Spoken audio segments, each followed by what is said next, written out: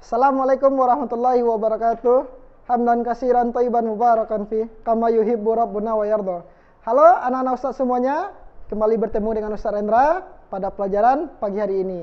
Sebelum kita memulai pelajaran pada pagi hari ini, tidak lupa Ustaz ingatkan, marilah kita semua melakukan zikir pagi hari bersama. Setelah itu, jangan lupa kita jalani protokol COVID-19. Nah, baiklah. Materi yang kita pelajari pada pagi hari ini adalah tema 1, subtema 2, hewan sahabatku dengan pembelajaran 1. Baik. Mata pelajaran yang akan kita pelajari hari ini adalah ada 3, yaitu IPA dengan KD 3.1, membandingkan cara perkembangbiakan tumbuhan dan hewan. Setelah itu IPS dengan KD 3.1, mengidentifikasi karakteristik geografi dan kehidupan sosial budaya, ekonomi, politik di wilayah ASEAN. Dan yang terakhir adalah bahasa Indonesia dengan KD 3.1, menyimpulkan informasi berdasarkan teks laporan hasil pengamatan yang didengar dan dibaca.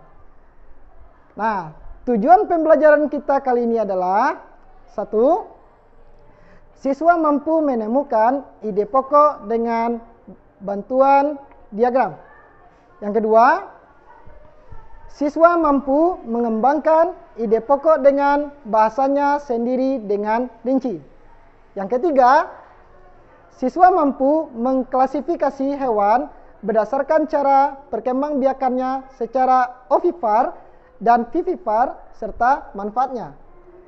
Yang keempat, siswa mampu melaporkan hewan berdasarkan cara perkembangbiakan secara ovipar, vivipar melalui tabel dan manfaatnya dengan benar.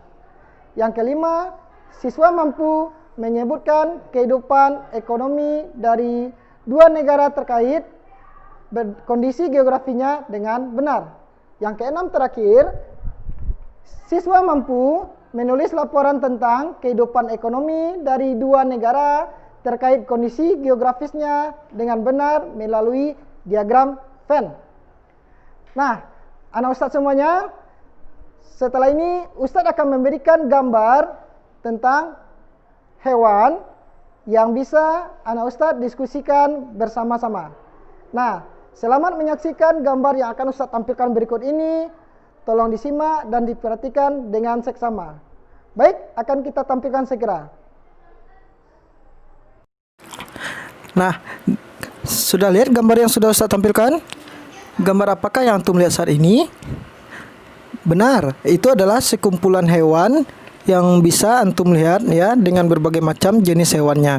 Nah, di antara hewan-hewan tersebut ada beberapa hewan khas Asia Tenggara yang hanya hidup pada negara-negara Asia Tenggara. Nah, berikut Ustadz tampilkan beberapa hewan khas Asia Tenggara yang hanya hidup pada negara-negara tertentu. Ya, pertama mari kita lihat selanjutnya. Oke. Nah, di sini bisa Ustadz lihat ada gajah putih ya. Ini dari hewan gajah putih yang selalu berada di negara Thailand. Gajah putih dianggap suci oleh beberapa negara di Asia Tenggara seperti Myanmar, Kamboja, dan Thailand. Menjaga gajah putih adalah usaha yang sangat mahal karena pemiliknya harus menyediakan makanan khusus untuk gajah. Berikutnya kita kembali ke Indonesia. Nah, coba lihat, ini adalah ikan tuna. Indonesia dikaruniai luas wilayah lautan lebih besar dibandingkan luas daratan. Luas lautan Indonesia mencapai 5,8 juta kilometer persegi. Di dalam lautan, Indonesia tersimpan potensi perikanan yang cukup besar, salah satunya ialah ikan tuna. Ikan tuna adalah salah satu ikan yang paling banyak dicari negara lain seperti Jepang, Amerika Serikat, serta Uni Eropa. Nah, berikutnya kita beralih ke Malaysia. Lihat, di sini ada gambar burung, yaitu burung takur. Burung takur dalam dahan hidup di Malaysia. Hewan ini termasuk hewan yang dilindungi oleh negaranya. Nah, sudah lihat bukan? Ada 3 ciri khas hewan yang hidup di Asia Tenggara. Nah, coba perhatikan. gambar hewan berikut ini. Nah, tahukah anak-anak Ustadz bagaimana cara hewan tersebut untuk berkembang biak? Nah, cara hewan tersebut untuk berkembang biak itu juga mempunyai ada tingkatan ya. Nah, pada umumnya kita mengenali ada 3 cara perkembangbiakan hewan, yaitu ovipar, vivipar, serta ovovivipar. Nah, apakah sih yang dimaksud dengan ovipar, vivipar, serta ovovivipar? Nah, Ustadz, mari kita lihat pembahasan selanjutnya. Nah, sekarang kita sudah lihat pada slide ini Ustadz tampilkan ovipar. Ovipar adalah cara hewan berkembang biak dengan telur. Contoh hewannya adalah ayam dan burung. Nah, berikutnya kita lihat vivipar. Vivipar yaitu cara hewan berkembang biak dengan cara melahirkan. Contoh hewan vivipar adalah ada sapi, ada kucing, dan gajah. Nah, cara yang ketiga adalah ovovivipar. Ovovivipar adalah cara hewan berkembang biak dengan bertelur dan melahirkan. Contoh hewan vivipar yaitu ada ular. Nah, bagaimana kan dengan anak Ustadz? Apakah anak Ustadz pernah menyaksikan cara hewan berkembang biak, terutama cara contoh hewan vivipar serta ovovivipar? Baik. Ya, pada umumnya anak-anak Ustadz mungkin pernah melihat proses cara hewan berkembang biak kucing ataupun sapi ya dengan cara melahirkan. Nah, hewan-hewan tersebut itu juga sangat bermanfaat dalam kehidupan sehari-hari, terutama dalam membantu perekonomian negara tersebut. Ada banyak hewan yang bisa dijadikan komoditi dalam ekonomi. Salah satunya seperti yang telah Ustadz sampaikan tadi adalah ikan tuna. Ikan tuna merupakan komoditi dari negara kita yang bisa dijual kepada beberapa negara lainnya di dunia. Nah, berbicara tentang potensi ekonomi, apa saja Kak yang bisa menjadi potensi ekonomi di negara-negara anggota ASEAN tersebut? Nah, Ustadz, mari kita lanjutkan pembahasan selanjutnya. Yuk kita lihat apakah potensi ekonomi negara-negara anggota ASEAN. Nah, sudah muncul ya. Nah, potensi ekonomi negara-negara anggota ASEAN. Berikut ini Ustadz akan tampilkan ada kurang lebih 8 potensi negara-negara anggota ASEAN ya, sesuai dengan negaranya masing-masing. Yang pertama adalah potensi negara ekonomi negara-negara anggota ASEAN.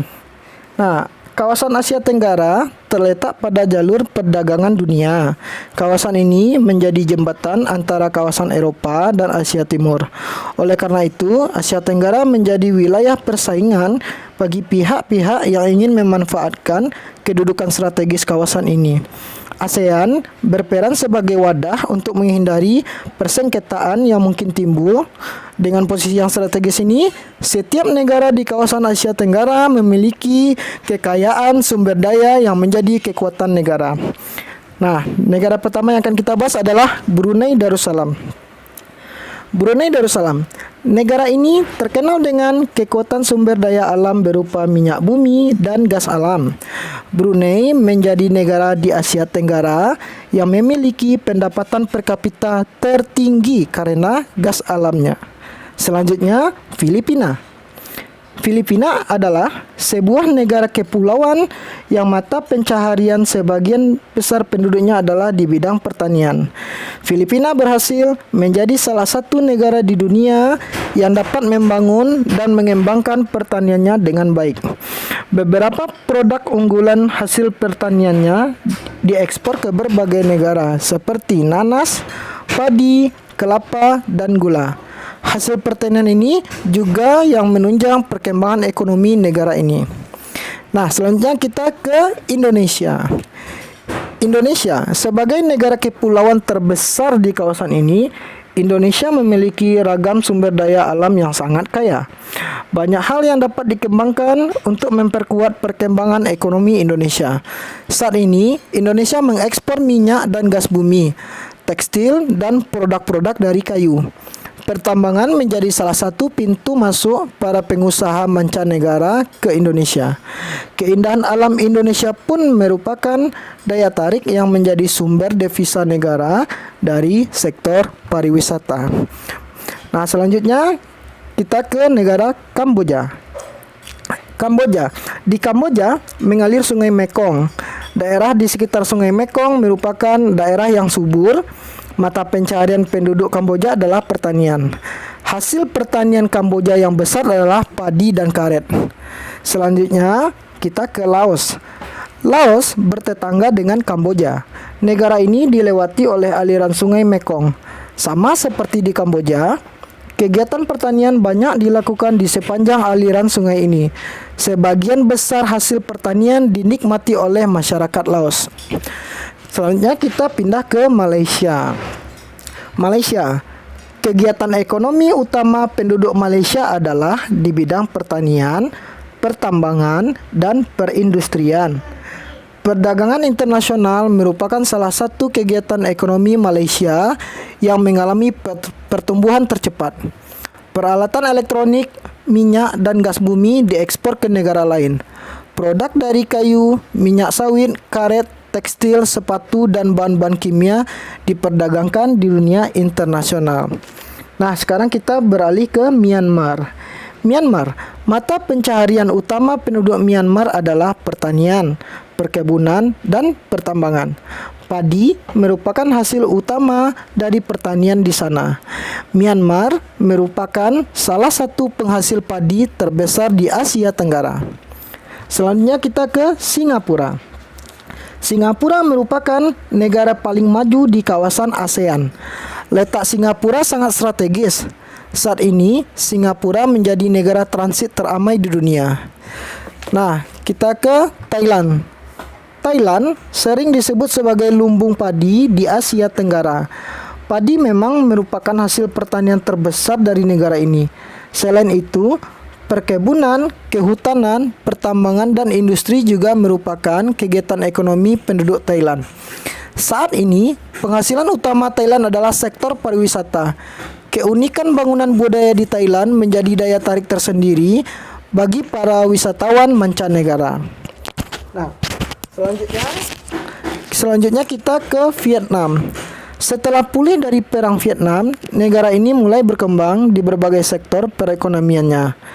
Pariwisata dan turisme mendukung perkembangan ekonomi. Bidang pendukung lainnya seperti usaha jasa di bidang perhotelan, restoran, serta transportasi juga turut berkembang pesat. Nah, dengan adanya ekonomi yang kuat, itu akan mendorong menjadikan bangsa atau negara menjadi negara yang kuat dan akan menjadi negara-negara yang cukup disegani oleh negara-negara lain. Bagaimanakah dengan Indonesia?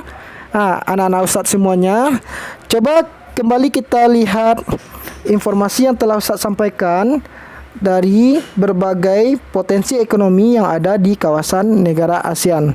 Untuk itu, sekarang anak Ustadz dipersiapkan buku latihannya, ya, karena Ustadz akan memberikan tugas sesuai dengan materi yang telah Ustadz sampaikan. Nah, di antara tugas tersebut adalah siap-siap ya. Ini ada latihan PB1. Pertama, 1. Jelaskanlah perbandingan ekonomi negara-negara ASEAN tersebut ke dalam bentuk diagram Venn. Lalu soal yang kedua, jelaskanlah pengertian dari ovipar, vivipar, dan ovovivipar dan sertakan contoh hewan tersebut masing-masingnya 5 hewan. Yang ketiga, temukan ide pokok yang ada pada bacaan potensi ekonomi negara-negara anggota ASEAN. Nah, anak Ustadz semuanya, kita sudah lihat kan tadi materi yang sudah Ustadz ajarkan. Nah, bagaimana? Menarik bukan? Masya Allah ya. Nah, anak Ustadz semuanya, silakan kerjakan latihan yang telah Ustadz tuliskan tadi, ya. Dan jangan lupa kita selalu bersyukur kepada Allah karena telah memberikan kenikmatan kepada kita pada pelajaran pada pagi hari ini. Nah, Ustadz akhiri, wabillahi taufiq wal hidayah. Wassalamualaikum warahmatullahi wabarakatuh.